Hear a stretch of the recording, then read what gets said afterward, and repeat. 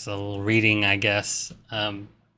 This is based on an actual radio conversation between a U.S. Navy aircraft carrier and Canadian authorities off the coast of Newfoundland.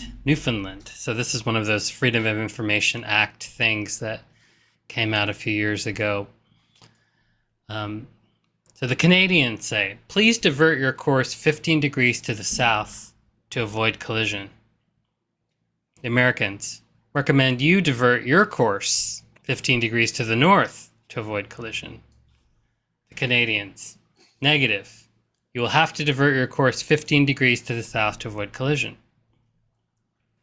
The Americans, this is the captain of a U.S. Navy ship.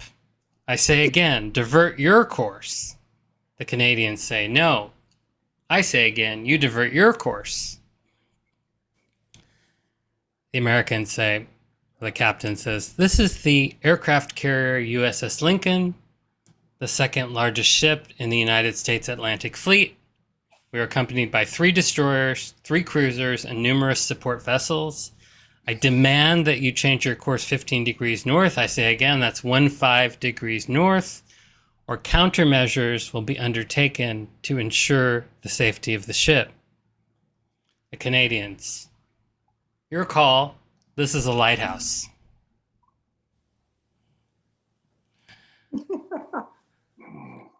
And I love that. I share that story primarily because this is what happens when you don't have right view.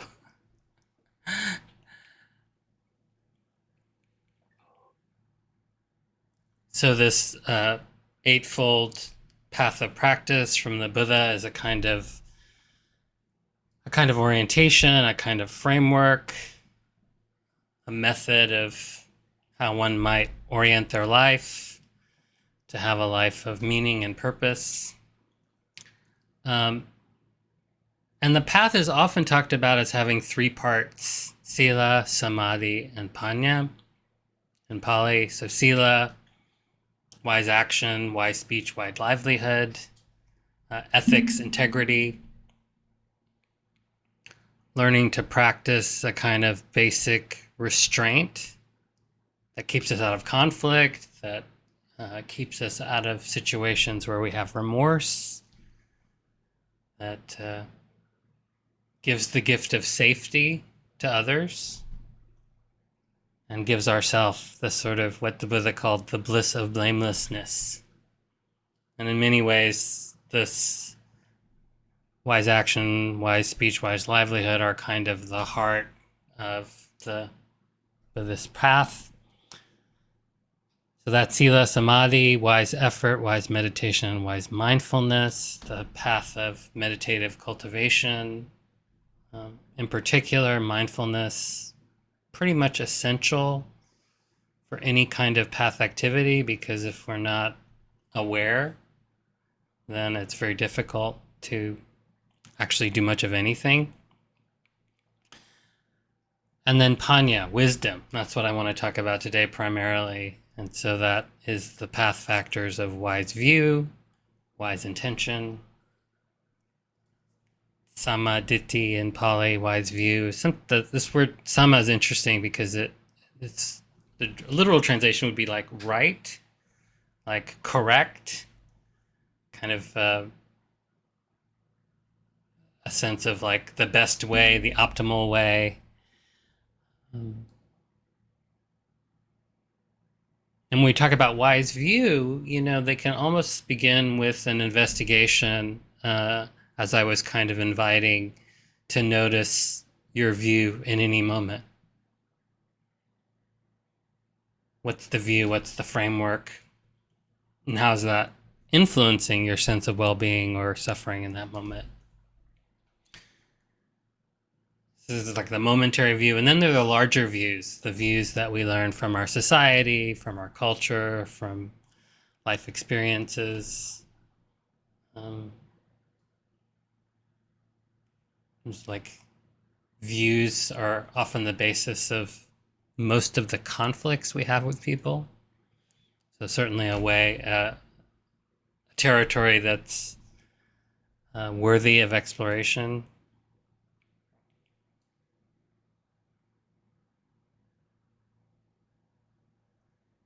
having a kind of, ongoing racial reckoning in this country, and um, so much of the work in that is examining our views, often hidden views that we have.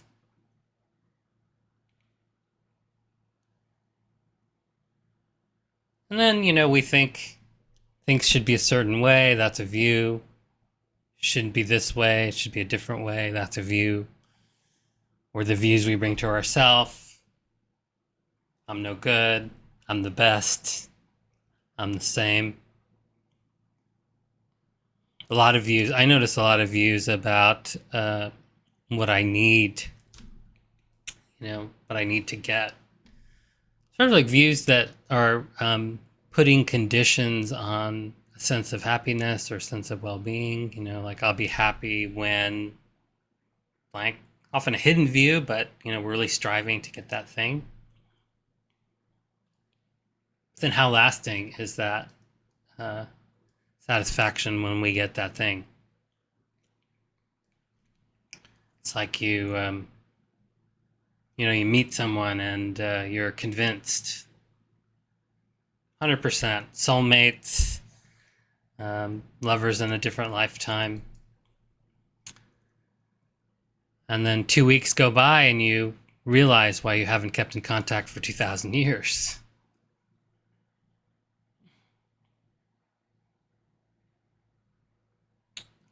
And the Buddha said, whatever a person keeps pursuing with their thinking and pondering, that becomes the inclination of their awareness. Whatever a person keeps pursuing with their thinking and pondering, that becomes the inclination of their awareness. And so our views profoundly influence what we are pursuing with our thinking and our pondering. The neuroscientists are saying much the same thing when they say neurons that wire together fire together. Our view profoundly influences our intentions and our actions in body, speech, and mind, shapes how we use the mind, shapes how we go through life, how we feel, how we act, how we treat others. We know that the mind profoundly affects our physiological well-being, also how we meet challenges, whether we're just kind of surviving or whether we're thriving. Our views influence our default mode. Where do we go when we're under stress?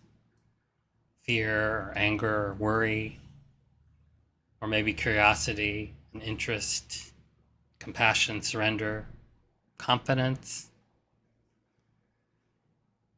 So an important aspect of wise view is that our actions have consequences.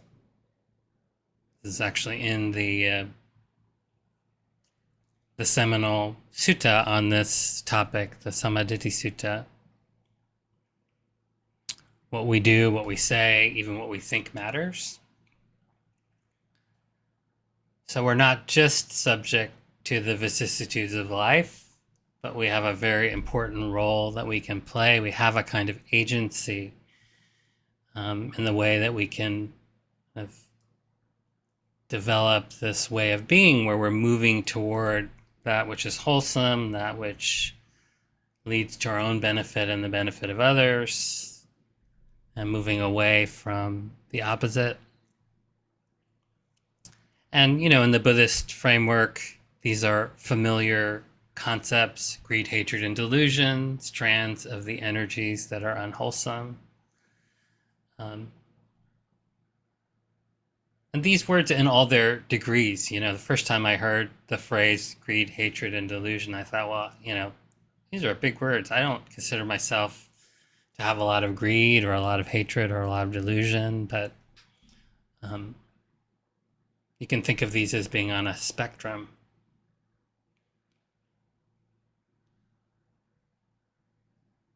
Not following the ethical precepts to abstain from killing and stealing and unwise speech, to misuse our sexuality or intoxicants, unwholesome, unskillful. following the 5 precepts, wholesome, skillful, kusala and Pali, generosity, integrity, renunciation, wisdom, energy, patience, truthfulness, resolve, loving kindness, and equanimity. A list that may be familiar to some of you, all wholesome, forward-leading, beneficial states of mind and heart. And actually, any moment of activity on this path is wholesome. So a moment of wise intention, a moment of wise speech, a moment of wise mindfulness. And it's actually the accumulation of these moments of path activity that deliver the fruits of practice.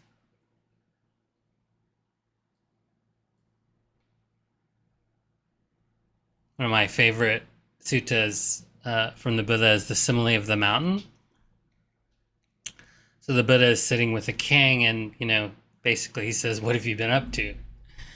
And I love the king's response. He says, "I've been engaged in those affairs of kingship typical for kings, who are intoxicated with the intoxication of sovereignty, who are obsessed by greed for sensual pleasures, who have obtained stable control of the country, and who rule, having conquered a great sphere of territory on earth." I love this sort of brutal honesty and lucid self-awareness. And I think, those of us that are not monastics could kind of learn from that. He's playing the game of being a king, but he's aware that he's playing a game.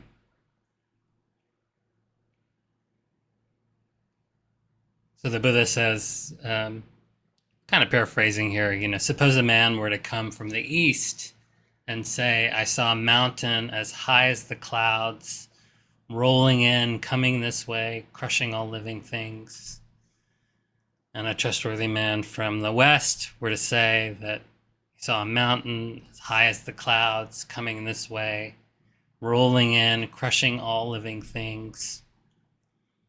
From all the directions, old age and death rolling in.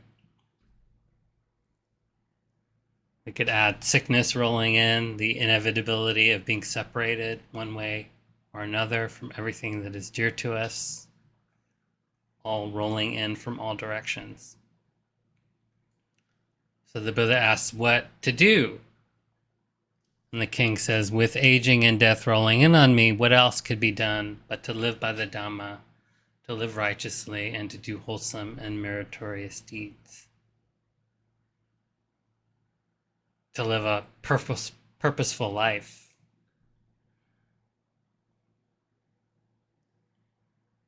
And I have found these reflections on the preciousness of this human life, the way it's so fleeting, in me really have created a kind of sense of spiritual urgency. I experienced this at the loss of loved ones. I had the great privilege to be with my mother during her passing, and had this very visceral moment. I saw her take what turned out to be her last breath. And it was so clear that one moment this was my mom, and in the next moment it was not.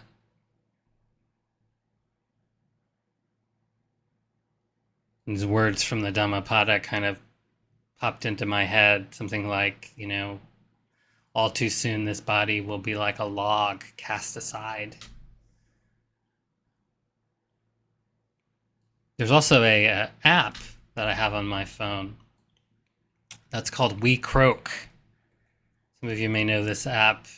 5 times a day it sends you a notification, and the notification is, "Don't forget, you're going to die." And every time I get that notification, and sometimes, I try to not be so married to my phone when I don't have to be. I'll come back and it'll be like, "Don't forget you're going to die. Don't forget you're going to die." Don't forget you're going to die. Uh, and, you know, it helps. It puts things into perspective. Whatever it is that I might be worried about or obsessed with or in torment about, I have a moment of like, is this something that I'm going to be thinking about in the moment of my death? And, you know, usually not.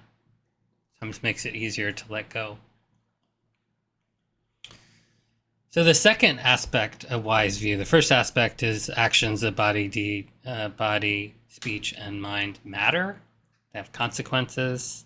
Another aspect of wise view is understanding the Four Noble Truths. This is a wise perspective or view to adopt that is eminently practical and a kind of like path to freedom. So undoubtedly familiar to many of you, the first noble truth, there is suffering.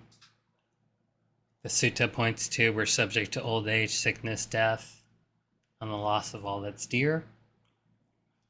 The second noble truth, that the cause of this suffering is a kind of compulsive desire, a kind of craving, thirst that has a lot of force behind it. It's not so easy to put down and is also inextricably woven with our views. So craving for forms, craving for sounds, craving for smells, craving for ideas. I notice a lot of my suffering is craving for the world to be other than how it is, particularly in regards to wars that are happening and wanton destruction of the environment. The third noble truth, it is possible to let go of that compulsive desire. And the fourth noble truth, that the method of attainment of this letting go is the Eightfold Path. Sometimes this is described with a medical model that I like. The Buddha recognized the disease, the suffering, the cause of the disease, clinging. The prognosis is good. Healing is possible. And the Eightfold Path is the medicine.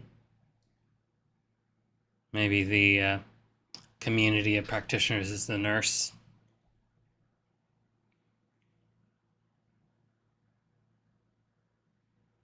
So there is suffering, it's a declaration of insight that actually is helpful. I used to have a very strong view that whenever I was experiencing some form of suffering, that it was a personal failing in some way. It was a failure to execute some strategy correctly.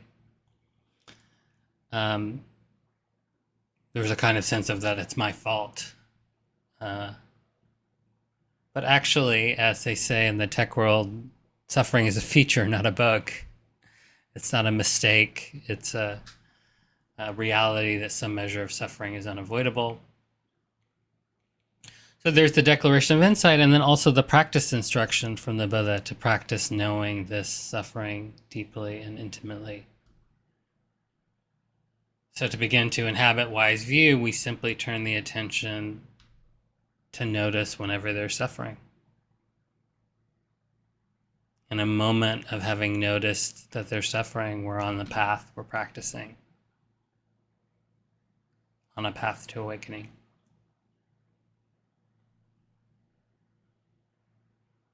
Other views that are seen as wise in the teaching of the Buddha. I realize I'm running out of time, so much to say, but I will just touch on these three things. Anicca, impermanence, inconstancy. Thoughts, emotions, always coming and going. Sensations in the body, always coming and going. Again, this body subject to aging, sickness, old age, death. And it's something that we know on an intellectual level. It's very easy to see when you look around the world that everything is in constant flux, but it's not so easy to live a life that is in sort of ongoing recognition of this fact. That if we truly understood impermanence, then there would be nothing to hang on to, because we would see that it's all changing anyway. And one interesting thing is that these three marks of existence that I'm going to talk about, also not self, and already talked about suffering, they become liberative when we have some access to their opposite. So if you have a life that is marked by constant, unremitting change, and somebody says to you, things are always changing, it might not be all that helpful. And so for such a person, we would encourage cultivating some stability, steadying the mind, steadying the body, finding some ground. And then anatta, not self. I think one of the most misunderstood teachings, at least in the context of the early Buddhist teachings, the Buddha was asked, is there a self? He responded, he refused to answer the question. Then he was asked, is there not a self? Refused to answer the question. And then the dialogue was this sort of like Indian style of logic, like, is there a not self that is aware of self? Is there a self that is aware of not self? And in all those cases, the Buddha refused to answer the question. And when his cousin and attendant Ananda said, Lord Buddha, why are you refusing to answer the question? He said, it just creates a thicket of views that is not helpful to awakening. But I have found this teaching to be useful in the way that some Buddhists use it as a verb, like to notice when I'm selfing, when I'm identified in this sort of egocentric part of me that wants to be right, wants to win the argument, wants to be liked, wants to be appreciated. And one of the most helpful views that I think often comes just with time and spiritual development is that many of the most profound insights and wisdom arise when circumstances are difficult. There's this notion, phrase, I think it comes from the Zen tradition, all conditions yield deliverance. And maybe back to our earlier instructions at the beginning of the meditation, that the content of awareness, what's actually happening in awareness, is not as important as our relationship to what's happening. And that to polish a jewel requires friction. The obstacles themselves are the path. So I'll end with this is an excerpt from Torei Zenji's Bodhisattva Vow, kind of illustrating this view. How can we be ungrateful to anyone or anything? Even though someone may be a fool, we can be compassionate. If someone turns against us, speaking ill of us and treating us bitterly, it is best to bow down. That is the Buddha appearing to us, finding ways to free us from our own attachments, the very ones that have made us suffer again and again and again. Now, on each flash of thought, a lotus flower blooms, and on each flower, a Buddha. May we share this mind with all beings so that we in the world together may grow in wisdom. I love that notion of on each thought, each flash of thought, a lotus flower blooms, and on each flower, a Buddha. So even the most afflictive thoughts have this seed, this potentiality for awakening in them.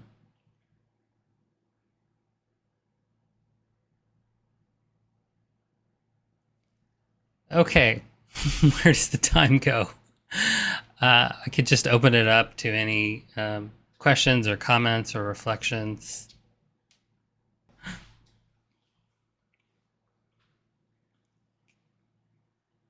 It was sort of an abrupt ending because I felt like I was running out of time and I wanted to create space. So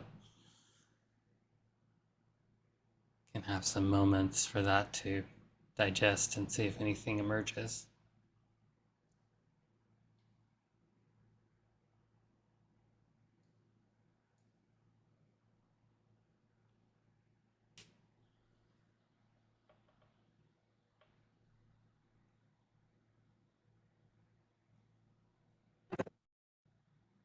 I'll venture a question. Yeah, thanks, David. I think you said, so something to the effect of whatever a person keeps pursuing with our thinking and pondering becomes the focus of our awareness. Yeah, it's a quote from the Buddha that becomes the inclination of the mind is how it's usually translated. The inclination of the mind. I think that's really powerful. And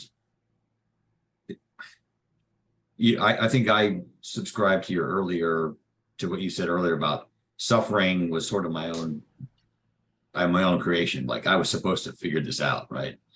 Get around it. But when thinking about the climate change that's, it's the giant mountain looming down from the east, west, north, and south. It's really hard to not think about it. For me, as an environmental engineer, I just Yeah. you have any ideas?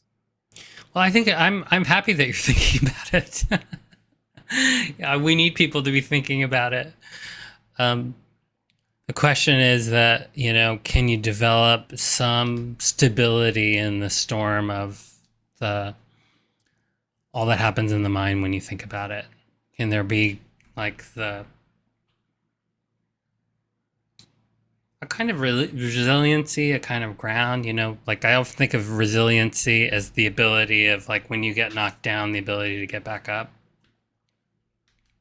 And anytime we're engaged in a kind of life or death advocacy for something, and however we're doing that, we're going to get knocked down. It's just part of what that is. And so to have practices that will give you the resources to get back up, for me in my own advocacy,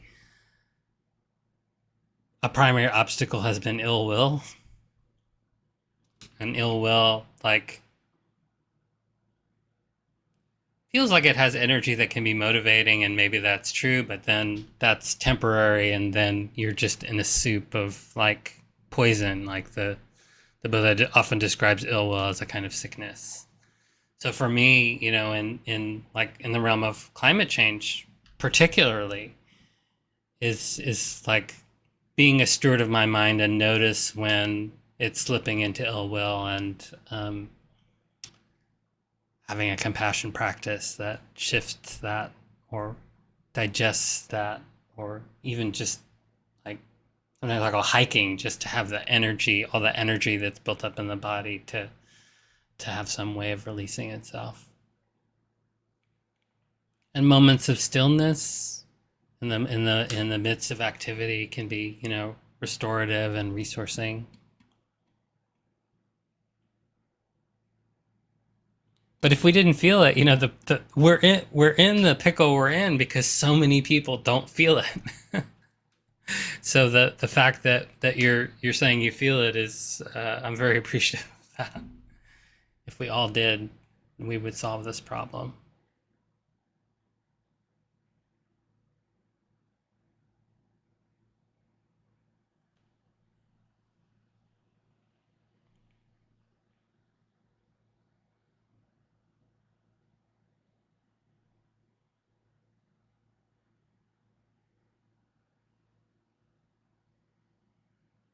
I should say one more thing about, whatever a person keeps pursuing with their thinking and pondering, that becomes the inclination of the awareness, is a really good reason to have an intentional cultivation practice, because we're always pursuing something with our thinking and pondering. Everyone is. And the difference between the people in this Sangha and much of the world is that, we have some intention behind it about what we are pursuing with our thinking and pondering, how we're trying to manifest the inclination of the awareness in ways that are beneficial to ourselves and others. Otherwise, it's just whatever's in the ether, and whatever's in the ether is not pretty.